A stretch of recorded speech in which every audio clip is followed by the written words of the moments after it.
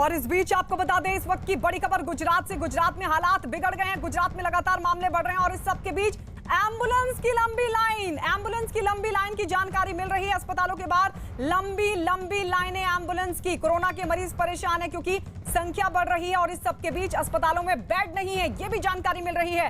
Ahmedabad civil अस्पताल से ये बड़ी खबर, कोरोना मरीज के लिए एडमिशन के लिए एम्बुलेंस की लंबी कतार लगी है।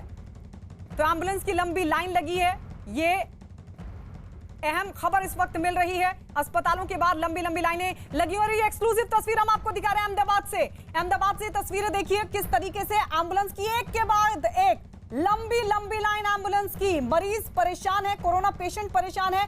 गुजरात में हालात बिगड़ते हुए दिख रहे हैं। गुजरात में हाईकोर्ट की तरफ से राज्य सरकार से भी सवाल किए गए थे, टिप्पणी की गई थी और ये कहा गया था कि हल्के में कोरोना को ना ले सरकार, क्योंकि हालात बिगड़ रहे हैं, केसेस लगातार बढ़ते जा रहे हैं। इस सब के बीच आपको ये भी बता दें कि कल भी एक तस्वीर सामने आई थी जब निजी अस्पतालों से कोरोना मरीजों को भगा दिया गया था। उनसे कहा गया था कि सिविल अस्पताल पहुंचे। जब वो सिविल अस्पताल पहुंचे तो वहां उनको बेड नहीं मिले थे और अब कुछ इसी तरीके के हालात एक बार फिर से बनते हुए दिखाई दे रहे हैं। आज भी जब एम्बुलेंस की लंबी कतारें दिखाई दे रहे हैं। ये बड़ी खबर इस वक्त की अहमदाबाद से और एक्सक्लूसिव तस्वीर भी हम आपको दिखा रहे हैं। अहमदाबाद की तस्वीरें, लंबी कतारें एम्बुलेंस की। अस्पतालों के बाहर एम्बुलेंस की लंबी कतार लगी हुई है। कोरोना के मरीज बेहद परेशान हैं। तो ये बड़ी खबर इस वक्त की, कोरोना के मरीज मुश्किल में आ गए हैं। वो इसलिए क्योंकि अस्पतालों में बेड नहीं है, मामले लगातार बढ़ रहे हैं। इस सब के बीच कहा जा सकता है कि मैनेजमेंट भी ठीक तरीके का नहीं है और यही वजह है कि मरीज जिधर परेशान है। एम्बुलेंस की लंबी लाइनें लगी हुई हैं, अस्पतालों में बेड नहीं है। अस्पतालों के बाहर लंबी कतारों की एक्सक्लूसिव तस्वीर आपको दिखा रहे हैं अहमदाबाद से, जहां अस्पतालों के बाहर एम्बुलेंस की लाइनें लगी हुई हैं क्योंकि अस्पताल के भीतर बेड मौजूद नहीं है। अब ऐसे में मरीज जाएं तो जाएं कहां।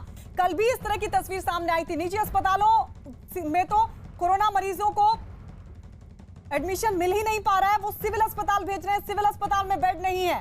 तो ये लगातार बिगड़ते हालात गुजरात में, वो भी तब जब गुजरात हाईकोर्ट की तरफ से टिप्पणी की गई थी कि सरकार हल्के में ना ले, तमाम इंतजाम करे।